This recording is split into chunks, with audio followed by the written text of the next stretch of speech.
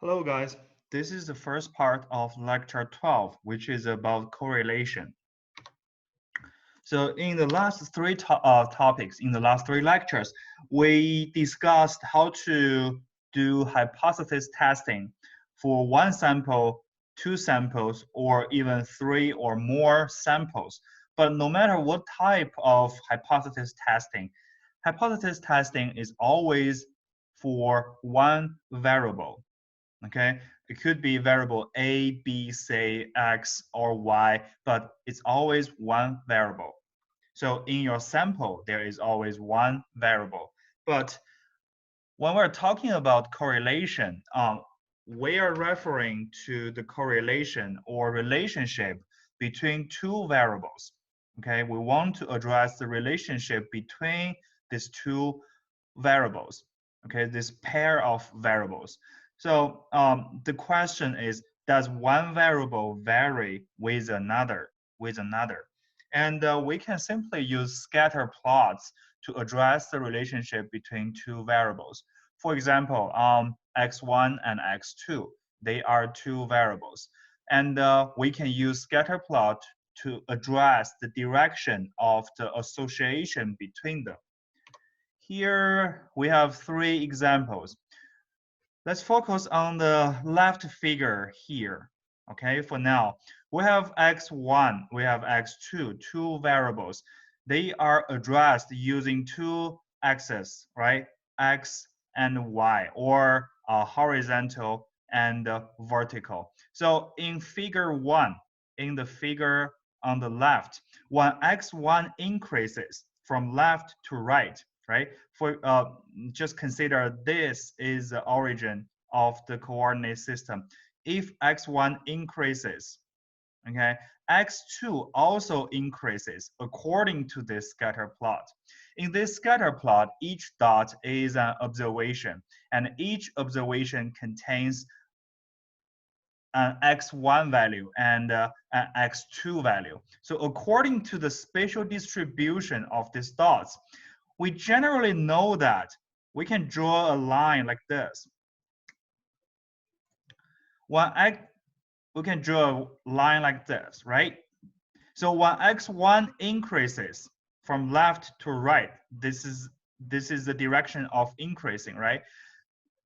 In general, x2 also increases because we drew this line, right? So in this scenario, we say that x1 and x2, they are varying on the same direction. Okay, it is different for the figure in the middle, right? In this figure, x1 and x2, they do not have a specific relationship because that according to the spatial distribution of dots, when x1 increases, there is no specific trend for x2. In other words, it's pretty hard to draw a line like we did before. X1 increases. When x1 increases, does x2 increase or decrease? We're not sure here because you can draw a line like this, or you can draw a line like this, or you can draw a line like this, very flat. So in this specific scenario, there is no correlation between two variables, okay, due to these observations. So how about the situation in the third figure here? In this specific figure, when x1 increases, okay, x2 decreases. What does it mean? It means that we can draw a line like this. Sorry, let me erase it. Okay, when x1 increases, x2 decreases. So in this specific case, x1 and x2, they are varying along different directions. Okay, so this is about using scatter plot to address the direction of the association between two variables. So yeah, for the first figure, we say that the correlation between x1 and x2 is positive. For the second one, the correlation between x1 and x2 is neutral, or we say there is no correlation between them. For the third scenario here, right? So we say that the correlation between x1 and x2 is negative because they are varying on different directions, okay? So let's continue. We also want to know the strength of the correlation or the strength of association. In the first figure here, okay, x1 and x2, they are perfectly correlated, or we say there is perfect association between, that's because the variation of x1 and the variation of x2, they are exactly the same. They are perfectly following this straight line, okay? There is no observation outside of this straight line. So they are perfectly correlated. So for a strong association or for a strong correlation, this could be the case. This could be the case. X and Y, or you can say X1 and X2, they are correlated. We know that because obviously we can draw a line like this to fit the correlation between these two variables. But not all dots, they are perfectly on this straight line. They are on the left side or right side of the line, but in general, there is a positive correlation here and it is strong. And in the third figure, we have a association, or we say that two variables, they are correlated, but this correlation shape is pretty weak. Because if we draw a line like this, a lot of dots, a lot of observations, they are away, they are very far away from this fitting line, okay? So although we say that there is a there is a negative correlation between them, between these two variables, but this correlation, this association is not strong. So in the fourth figure here, obviously there is no correlation between two variables, right?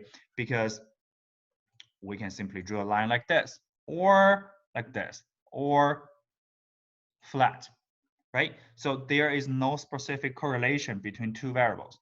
So we care about the direction of the correlation. We also care about the strength of correlation. So how do we measure the association? How do we measure the association? If we want to quantify it, use a specific value to address it. This value should address the direction of correlation, also the strength of correlation. So how to address that? How to quantify that? Let's start with something called covariance. Let's start with something called covariance. So the definition of covariance is the expected or estimated value of the product of the two variables' respective deviations from their means. So here is a general formula for covariance. I'm saying that this is a general formula. That's because this formula is not used for calculation.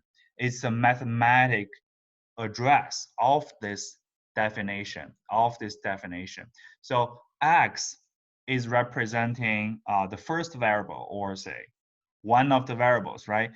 Of course, Y is another variable. Mu X is for the population mean of X. Mu Y is for the population mean of variable Y. E here is representing estimation, or in this specific definition, expected value, okay? And the COVXY refers to the covariance between X and Y. Like I said, this formula is not for calculation, it's just a mathematical expression of this definition. So how to calculate, how to get a specific value to address correlation. We want to calculate something called sample covariance. So obviously, just like other statistics, we have a population covariance, we have sample covariance. So this is the formula you could use for specific calculation. So sample covariance is addressed by SXY squared. Okay, so it's a function of n. N is the number of observations in X and Y. Be careful. When we're talking about correlation, when we're talking about covariance, we have two variables, right? Which means we have a sample for X variable, we have another sample for Y variable or variable Y. But the number of observations in sample X and in sample Y, they should be the same. Okay, they're equal to each other and they're equal to n. Okay, so sample covariance is a function of n, xi, x bar, ya, and y bar. So xi is a specific observation in variable y, right? For variable y, x bar is a sample mean. Is a sample mean for variable x. Similarly, yi is a specific observation in the sample of variable y. Y bar is the sample mean for variable y. So this formula is used for sample covariance. And if we compare to sample variance, we know this concept before, right? Variance is the squared standard deviation. And we saw this formula before, long before at the beginning of the semester. So this is only for a specific variable, for a single variable, for example, x, right? So this is a formula. So if you compare to this covariance between two variables, they are very similar to each other. The difference is that sample variance for one variable is only about x, right? But if we are talking about covariance, it's not only about x, it's also about y. Okay? So yeah, that's the first part of this lecture. I will stop here and we can continue in the second part.